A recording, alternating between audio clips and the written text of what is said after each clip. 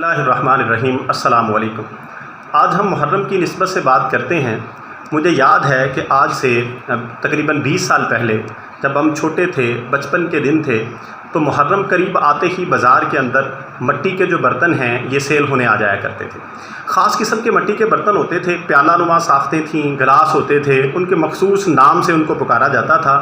یہ محرم کے دنوں میں مارکیٹ میں دستیاب ہوتے تھے، اور ان برتنوں کی نسبت جو ہے وہ محرم کے ساتھ تھی، محرم والوں کے ساتھ تھی، کربلا والوں کے ساتھ تھی۔ ایون یہ برتن جو ہے گاؤں دیہاتوں میں جو لوگ سیل کرنے آتے تھے، اور ہمارے بزرگ جو ہیں، خاص طور پہ بزرگ عورتیں جو تھیں، بڑی چاہت کے ساتھ ان برتنوں کو پرچیز کرتی تھیں، خریدتی تھیں، اور بڑی چاہت کے ساتھ خاص قسم کے پکوان بناتی تھیں، اور بنانے کے بعد ان کو محرم کے دنوں میں مٹی کے ان برتنوں میں ڈالتی تھیں اور لوگوں میں، خاص طور پہ بچوں میں بانٹتی تھیں۔ یہ ایک طریقہ کار تھا محرم والوں سے محبت کا۔ یہ محبت تھی، عقیدت تھی، جسے جو ہے ایک عقیدت کے ساتھ لوگ ایک خاص قسم کے کھانے بنا کے خاص قسم کے برتنوں میں خاص قسم کے لوگوں کو پیش کیا جاتا تھا۔ یعنی ہر خاص اور عام کے لیے یہ کھانے جو ہیں یہ پیش کیے جاتے تھے۔ آج جو ہے میں نے دیکھا ہے، غور کیا ہے کہ اب یہ جو برتن ہیں دستیاب تو ہیں، لیکن اس فراوانی کے ساتھ نہیں ہیں، اس چاہت کے ساتھ نہیں ہیں جس چاہت کے ساتھ آج سے 20 سال پہلے تھے۔ لیکن اس کے باوجود جو ہے لوگ پکوان بنا رہے ہیں، بانٹ رہے ہیں۔ ہر گلی محلے کے اندر پانی کی، دودھ کی سبیل لگی ہوئی ہے، جو کہ کربلا والوں کے ساتھ عقیدت کا ایک طریقہ کار ہے۔ ہم اس کو ایک اور زاویے سے دیکھتے ہیں کہ کیا کربلا والوں کا پیغام یہی ہے کہ آپ محرم کے 10 دنوں کے اندر یا 30 دنوں کے اندر جو ہے خاص قسم کے پکوان غریبوں کو کھلائیں، یا بھوکے کو کھانا کھلائیں، پیاسی کو پانی پلائیں، صرف یہ محرم کے دنوں کے لیے؟ ایسا بالکل نہیں ہے، ایسا قطعاً نہیں ہے۔ یہ صرف ہم نے کیا ہوا ہے۔ کربلا والوں کا پیغام یہ ہے کہ آپ نے ہر دن بھوکے کو کھانا کھلانا ہے۔ کھانا کھلانا ثواب ہے، بلکہ اس سے بڑا ثواب کوئی نہیں ہے کہ اگر ہم بھوکے کو کھانا کھلاتے ہیں، پیاسے کو پانی پلاتے ہیں، یہ سب سے بڑی نیکی۔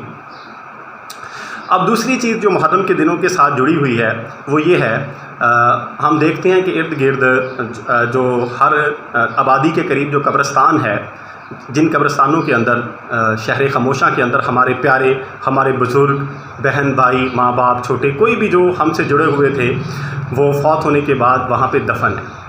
تو محرم کے دنوں کی نسبت سے خاص طور پر لوگ جو ہیں ان 10 دنوں میں قبرستان میں جاتے ہیں، اپنے پیاروں سے ملاقات کرتے ہیں، اور ان کی قبروں کو دیکھا جاتا ہے، ان کے اوپر مٹی ڈالی جاتی ہے، صفائی کی جاتی ہے۔ یہ ایک نسبت ہے محرم کے ساتھ، اس کو رواج کہہ لیں کہ یہ ہم نے بنایا ہوا ہے۔ تو یہ اچھی بات ہے، جانا چاہیے۔ وہ لوگ جنہوں نے، ہمارے بزرگ، ہمارے بڑے، جنہوں نے ہمارے لیے اپنی زندگیاں قربان کر دیں، ہمیں سنوارنے کے لیے انہوں نے خود کو کمزور کیا اور آہستہ آہستہ اس دنیا سے چلے گئے، ان کے پاس جانا چاہیے، ان سے بات کرنی چاہیے، ان کے پاس جا کے بیٹھنا چاہیے، ان کا احساس لینا چاہیے، احساس محسوس کرنا چاہیے کہ کبھی یہ بھی ہمارے درمیان تھے، انہوں نے بھی ہمارے لیے کچھ کیا تھا۔ لیکن کربلا والوں کا یہ پیغام نہیں ہے۔ اصل پیغام کیا ہے کہ جب وہ پیارے جو آج وہاں پہ پہنچ چکے ہیں، جب وہ حیات ہیں، یا ان میں سے جو لوگ حیات ہیں، ہمیں ان کے پاس بھی جانا چاہیے۔ میرا بات کرنے کا مقصد یہ ہے کہ قبرستانوں میں جانا بالکل بجا ہے، ٹھیک ہے، جانا چاہیے، جو کچھ ہم کر رہے ہیں کرنا چاہیے، لیکن جو حیات ہیں، جو ہمارے رشتہ دار، جن کے ساتھ ہم سالہ سال سے بائیکاٹ کیے ہوئے ہیں، بولتے نہیں ہیں، ان کے ساتھ بھی صلح کرنی چاہیے، ان کے پاس بھی بیٹھ کے دکھ سکھ کرنا چاہیے، ان کی سننی چاہیے، اپنی سنانی چاہیے۔ یہ کربلا والوں کا پیغام ہے، یہ امام حسین علیہ السلام کا پیغام ہے کہ اپنوں کے ساتھ قطع تعلق نہیں کرنا چاہیے، ان کے ساتھ جو ہے بنا کے رکھنی چاہیے، پیار محبت کے ساتھ رہنا چاہیے۔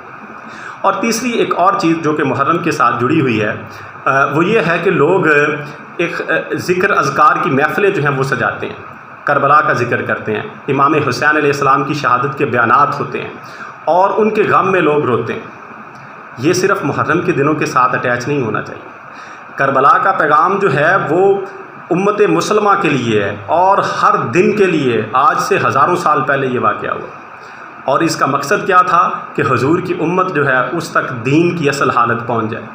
اب اگر وہاں پہ امام حسین علیہ السلام کمپرومائز کر لیتے تو کیا ہونا تھا، کیا پیغام جانا تھا؟ کمپرومائز نہ کرنا، وقت کے یزید کے خلاف کھڑا ہونے کا مقصد صرف یہی تھا کہ میری امت کو سمجھ آ جائے، میرے نانا کی امت کو یہ پیغام ہے کہ کسی بھی حالت میں اگر مسلمانوں کا لباس اوڑے ہوئے منافق موجود ہوں تو ان کے خلاف ڈٹ کے کھڑے ہونا ہے، ان کے ساتھ کسی صورت کمپرومائز نہیں کرنا۔ بے شک انہوں نے لبادہ جو ہے وہ مسلمانیت کا اڑا ہوا ہو، لیکن جو ان کا اندر ہے وہ اگر مسلمان نہیں ہے، وہ اہل بیت سے محبت نہیں رکھتے ہیں، تو پھر ان کے خلاف ڈٹ کے کھڑا ہو جانا ہے۔